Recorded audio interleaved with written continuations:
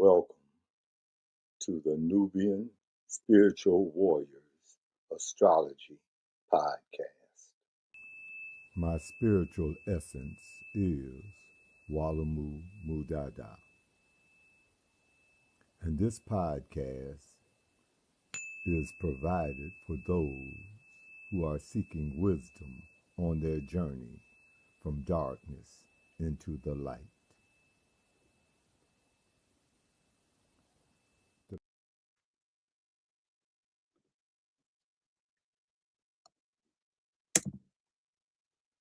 Key to Star Constellations.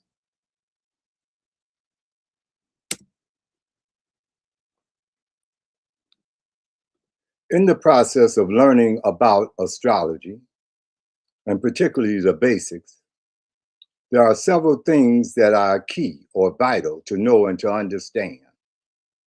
So let's begin with the astrological planetary symbols.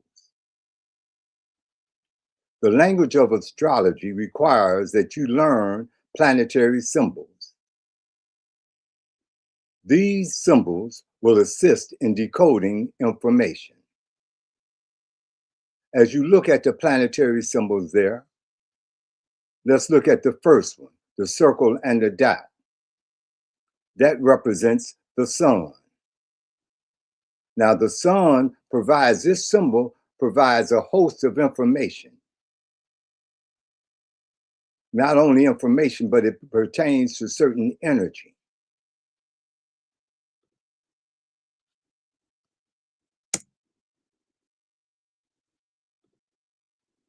Next, the language of astrology requires that you learn astrological signs. These signs will assist in decoding information.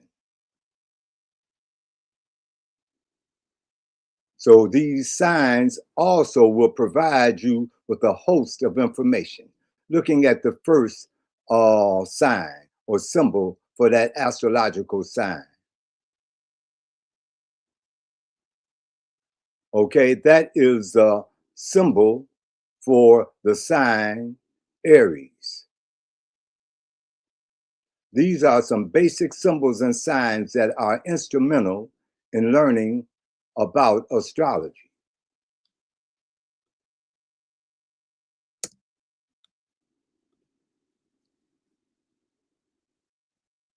Now, eventually what will be required is placing the planetary symbols and astrological signs together.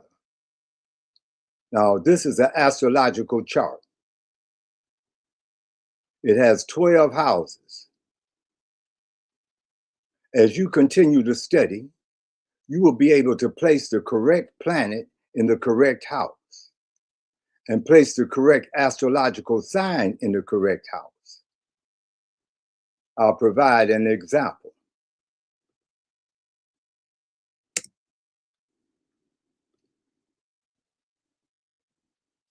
As you look at this example, you'll see that in the first house, the planet or the symbol for the planet is Mars. And the astrological sign, which is to the left of that planetary symbol of Mars, the astrological sign is Aries. Let's go down to the second house.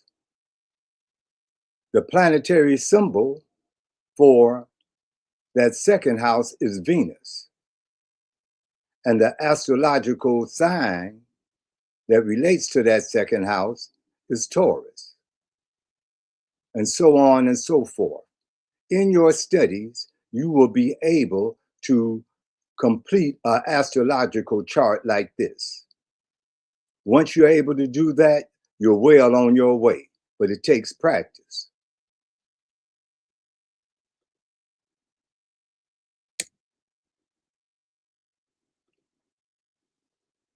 Now, each astrological house covers a certain domain of life. It covers a certain arena. So let's look at the first house. All right, the first house deals with self. personality, self-image, or self-identity, anything to do with yourself. That's the first house. Let's go to the second house. The second house deals with finances, possessions, values. I like to refer to values because based on your values, that's what you possess. And your values also are reflected in your finances. So eventually you will be able to find or connect one key word to each house. So if I was doing the first house and had to connect a key word to the first house, I may say self. If I had to connect a key word to the second house, I would say values, and so on and so forth.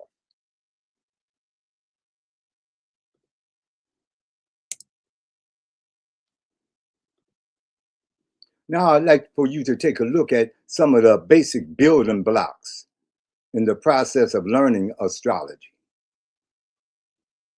I mentioned first planetary symbols and understanding that information that's encoded in those symbols and what sign or what planet relates to each symbol. Then I'll move to the signs. Same thing with astrological signs. Say each one of those astrological signs encapsulate a certain amount of information or a certain amount of energy. So that would be part of your study as well.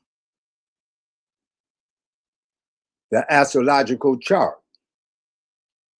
You would be able to create an astrological chart, a blank one like this, and eventually place the planetary symbols and the astrological signs in the correct place. Also, you would learn the astrological houses and what domain of life each house covers, and be able to have at least one key word for each house. So if someone said to me, say, what is the domain of life, or what area of life does the second house cover, I would most likely mention values.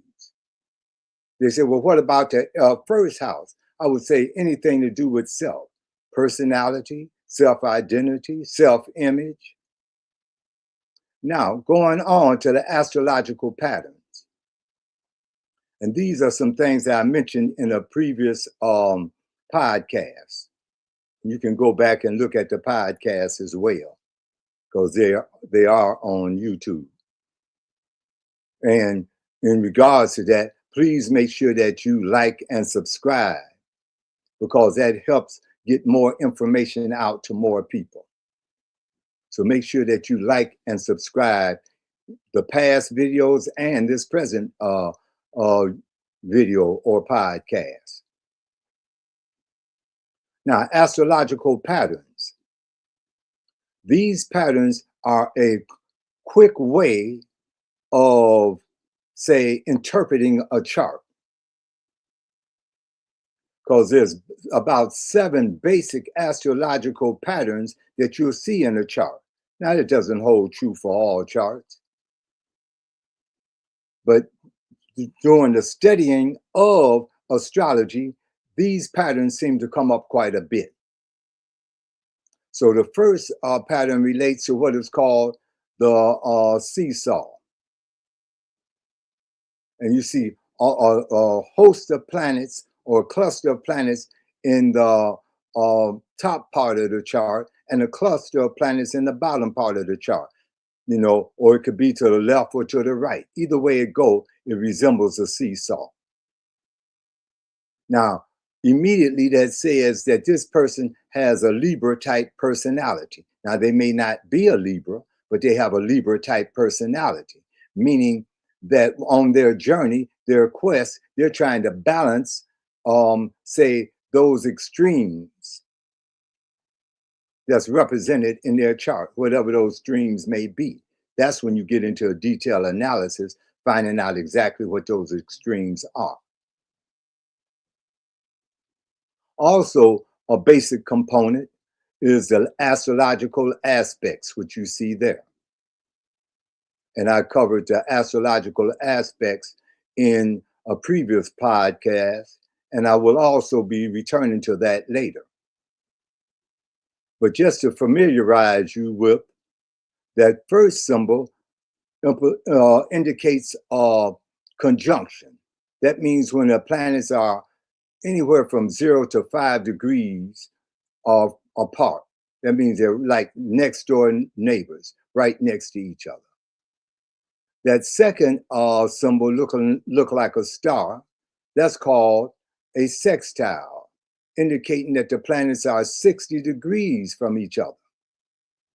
Now, this positioning also communicates certain information that I've touched on in the previous podcast and will do so in future podcasts as well. So make sure that you stay tuned. The square, which is the next one, is 90 degrees. Now, this is the first evidence of tension. When the planets are in a 90-degree angle from each other. The next symbol is called a trine. That's 120 degrees, where the planets are 120 degrees apart. That communicates a certain message. That communicates certain information. So as you continue on your journey, you'll learn more about that as well. And finally, the opposition, 180 degrees. Planets are 180 degrees from each other, and it looks just like the symbol that you see. So more information about that will be forthcoming as well as is in previous podcasts. So make sure you review those and like and subscribe, please.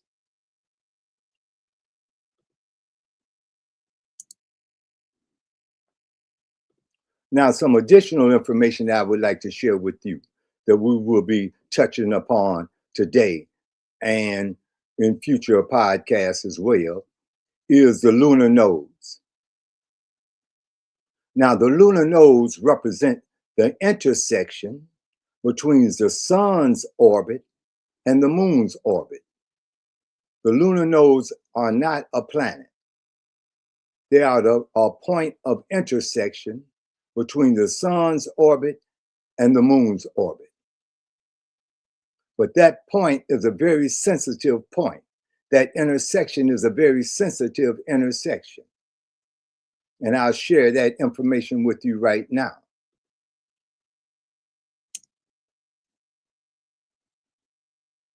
The south node, which this symbol represents, the south node represents energy from your previous lifetime.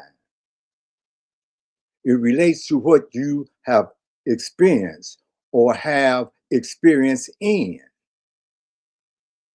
These are things that you may have mastered or feel comfortable with or doing. It includes relationships. So with your south node, it's more like this is your area of comfort. This is an area of mastery or an area that you were mastering. This reflected in things that you seem to just naturally do. Just naturally do. Or it can also be reflected by someone that for the first time you meet them, but it seemed like I know you from somewhere. We've met before. But this is actually, in this dimension, the first time that you met the person. But there's a connectedness, a sense of knowing each other. See, so that's the energy of the south node. In other words, in your previous life, you have done this, you have experienced this, you have worked on this. Say, for example, if someone comes in this lifetime and they're just natural at doing artwork, it just comes natural to them. Now, you still drawing stick figures and stuff like that, you know, and this is your friend. So they have no more experience in art than you do. Y'all went to the same school, took the same art classes, all that in elementary school, in middle school, but you still doing stick figures, and they doing three-dimensional figures and things of that nature. And you wonder, well, how come you not doing stick figures like me? That's all we learned. But that person just seemed to have a knack at it. That's a reflection of South Node energy.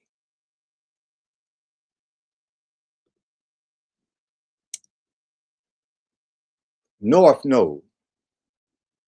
That's the symbol for the North Node. The North Node represents your present and future. This is the direction that you should be moving toward. However, the choice is yours. The result of your choice is what creates your karma for the next lifetime. So this is your North Node. In other words, you have to, in this lifetime, the North Node represents your area that you should be pursuing right now. See, this might be a new journey. So in the previous lifetime, using the same example, in the previous lifetime, you may have been, say, working in the area of art or artist. But in this lifetime, you have to become, say, an architect. See, so instead of doing drawings, now you're doing basically buildings or diagrams or things of that nature. All right? Or it may be something altogether different. But your North Node represents your present pursuit in this lifetime. Now, we're going to begin to put some of these things together. This information, we're going to synthesize some of this information just on a basic level. So I have a couple of people here with me today, Sister Love and Brother.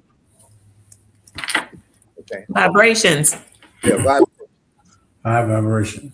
Vibrations. So we got Sister Love and Brother Man with us, and we're going to take a look at a chart.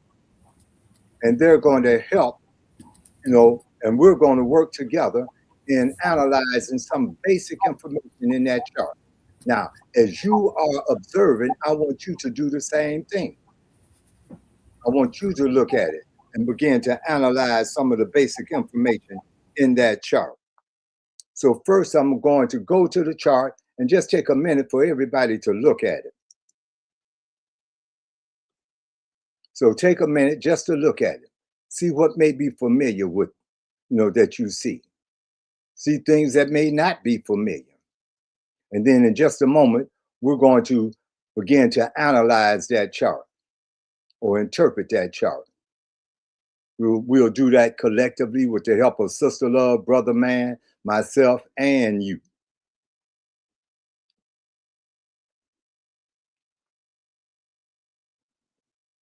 So a lot of astrologers have different ways that they begin.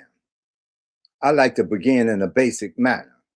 But as you become more proficient, you'll begin whatever way you like to begin. See, now there's several ways that people also analyze charts. Sometimes people do it intuitively.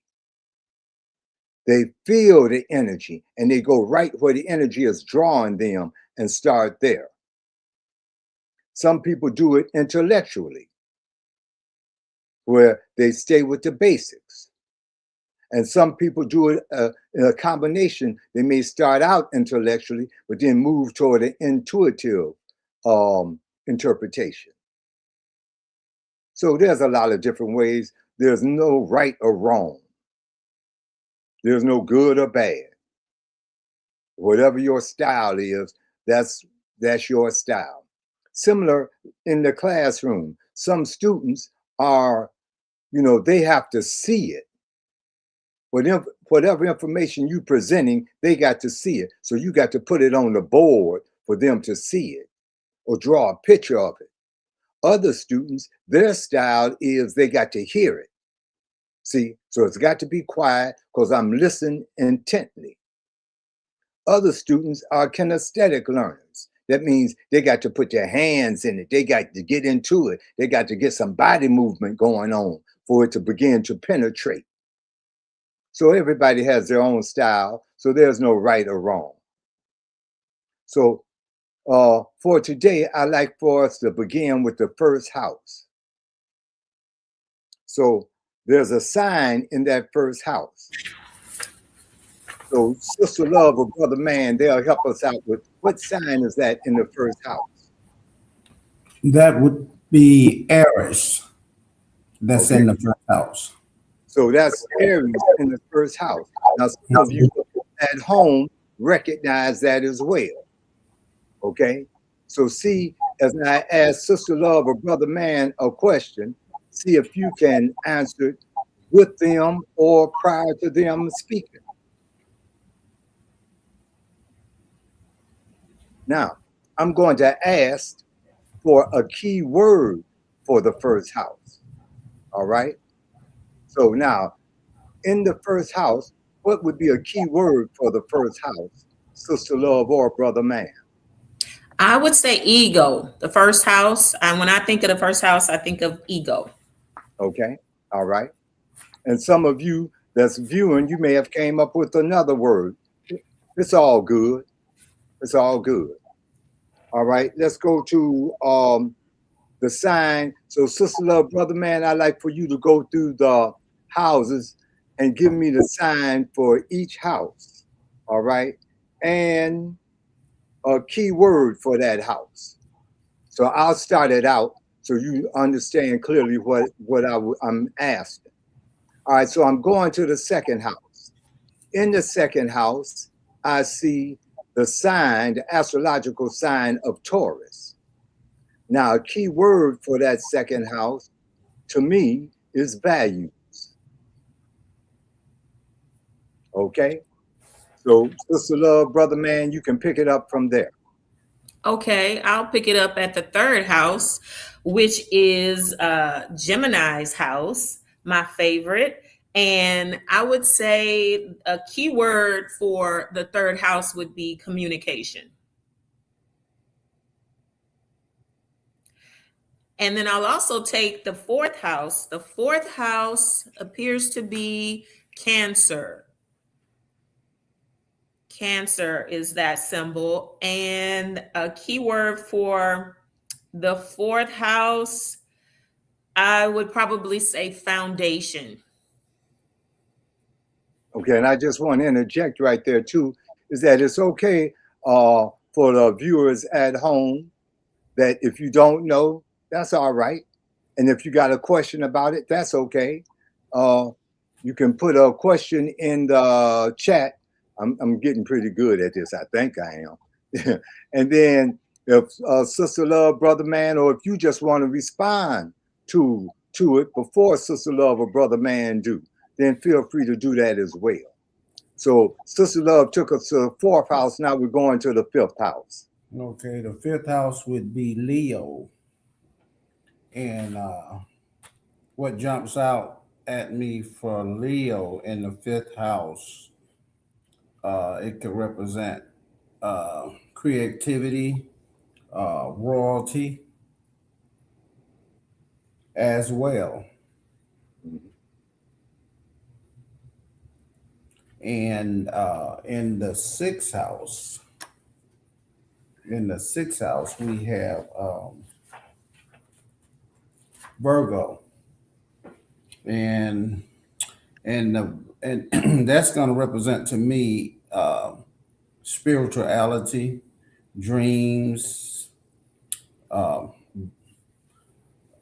talking about things with health and healing, inner work, service. Okay. I like to respond to some of the comments. Because Shaka was relating to, I think he was relating to the first house as self. He also put in a comment on the Cancer being the fourth house. He talked about home. Okay. So feel free to put some of your comments in as well. And I'll do the best I can to keep up with them and mention them as we continue. So Brother Man gave us the 6th house. Let's go to the 7th house. Okay, I'll take the 7th house. The 7th house is Libra. Libra. And always when I think about the 7th house, I mean, when I think about Libras, I think about balance, the scales. But the 7th house itself, though, I understand has to do with relationships. That would be the key word I would choose for the 7th house. And then I'll also take the 8th house, which is Scorpio. And the 8th house is transformation. That is the key word I would use for the 8th house. I just want to chime in for me. I'm sort of surprised because I know Kashaka is Scorpio. Yeah. I'm so surprised I didn't see nothing in there on the comments. Okay, but continue, please. Yes, and I would take the 9th house, and that's Sagittarius. And dealing with the 9th house, higher education, wisdom, in depth. I would also, dealing with communication as well. And then the 10th house is Capricorn, leadership, achievements, dealing with, things of expressions, goals, and achievements as well. As well. I'd like to chime in for a moment. I've got Kashaka went to Virgo, the 6th house. He mentioned methodical, step by step. He also mentioned Libra, balance. I think that's something that Sister Love said. Dana, she mentioned 8th house, inheritance, shared resources. Yeah, I figured Kashaka would say something about Scorpio rising from the dust. All right. Yes. So continue on. Yes. All right. So I think Brother Love left off at the 10th house. So I'll pick up at the 11th house. And that symbol looks like Aquarius. The 11th house is Aquarius. And then the 11th house is the house of the humanitarian and social causes. And then I'll move on to the 12th house, which is Pisces. And that is the subconscious mind. That's what that one jumps out as the keyword for the 12th house. And I think that's fitting because we're going to take a moment to go into our meditation. And during the next session, next Friday session, we'll probably review, I'm sure we'll review everything that we just went over, but then we're going to take a look at the planets in each house. But for today, we walked through the chart and we looked at the sign, the house that the sign is in, and the key word. Now, next week, we'll just step it up a little bit. And each week, we'll just add a little something to it and give you enough time to do your own studying at home. Okay? But she said unconscious or subconscious mind or something of that nature. So we're going to step into that right now. Assume the position. It may be with your feet flat on the floor and your spine erect. It may be in a yoga position. Whatever position you assume, your spine is erect. Now gently close your eyes, for you are going on an inner journey. And this inner journey begins with the breath.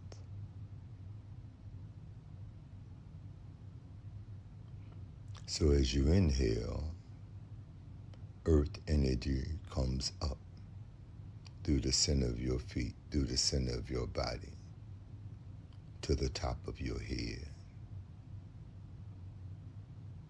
And on exhalation, it showers out the top of your head like a fountain, returning to the earth. Again, on inhalation, earth energy comes up through the center of your feet, through the center of your body to the top of your head. And on exhalation, this energy showers out the top of your head like a fountain.